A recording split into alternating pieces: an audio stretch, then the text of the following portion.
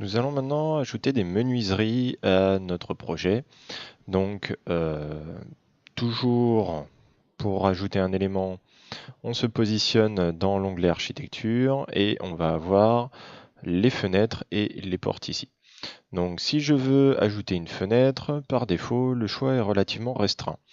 Il ne reste que la fenêtre inventaire droit en 0,60 par 0,95 avec appui en aluminium.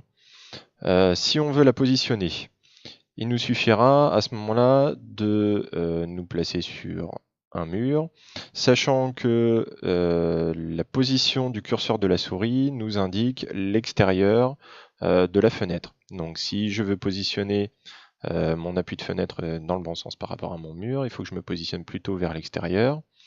Et à ce moment-là, simplement en cliquant, ma fenêtre est positionnée. Voilà. Alors, si jamais dans mon cas, par exemple, je suis en isolation par l'intérieur. Si je suis en isolation par l'extérieur, le logiciel va détecter qu'effectivement, il peut y avoir besoin de faire un retour d'isolation pour ne pas avoir de pont thermique, tout simplement au niveau, là ici, du côté de la fenêtre. Et donc, il va venir faire un retour d'isolant, là ici. Et donc ça, c'est vrai uniquement lorsque l'isolant est positionné plutôt vers l'extérieur de mon mur. Alors maintenant, c'est quand même un choix assez restreint en termes de nombre de menuiseries. Donc, si je veux obtenir des menuiseries supplémentaires, il va falloir que je charge des objets dans ma bibliothèque. Donc pour ça, je vais par exemple retourner sur mes fenêtres et cliquer sur Modifier le type. Donc là, j'ai la description de ma fenêtre inventaire droit. Je peux éventuellement dupliquer de manière à créer d'autres dimensions pour ma fenêtre. En l'occurrence, là ici, j'ai les dimensions 0,95 et 0,60, donc je peux très bien décider de dupliquer, de modifier ces dimensions. Si je souhaite néanmoins un type totalement différent, par exemple de ventail, je vais aller charger ici d'autres éléments. Et donc là, je vais arriver dans la bibliothèque d'objets qui est fournie par défaut avec Revit. Alors, il est possible de rajouter des éléments dans cette bibliothèque, des éléments la plupart du temps téléchargés de sites qui fournissent justement des objets pour Revit. Là ici, dans mon dossier fenêtre, je vais avoir néanmoins un certain nombre de fenêtres que je peux venir sélectionner.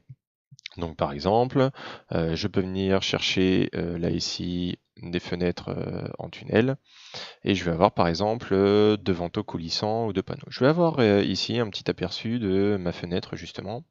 Donc je vais ouvrir celle-là et je vais pouvoir sélectionner la dimension qui m'intéresse. Voilà. Donc je peux très bien n'en sélectionner qu'une ou en sélectionner différentes dimensions en maintenant CTRL appuyé. Donc par exemple, moi ici, je vais sélectionner une 120 par 95.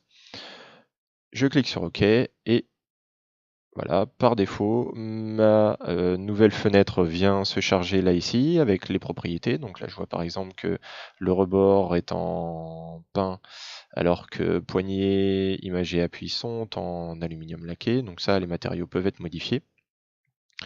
Et donc lorsque je vais venir justement mettre ma fenêtre, et bien là cette fois je vais non plus avoir une fenêtre avec un seul ventail, mais une fenêtre là ici double vantaux. Et donc si je regarde dans ma vue 3D, donc j'ai bien ici une fenêtre double vantaux avec ma poignée qui est bien positionnée à l'intérieur, et là ici une fenêtre simple ventail avec ma poignée qui est bien positionnée également à l'intérieur.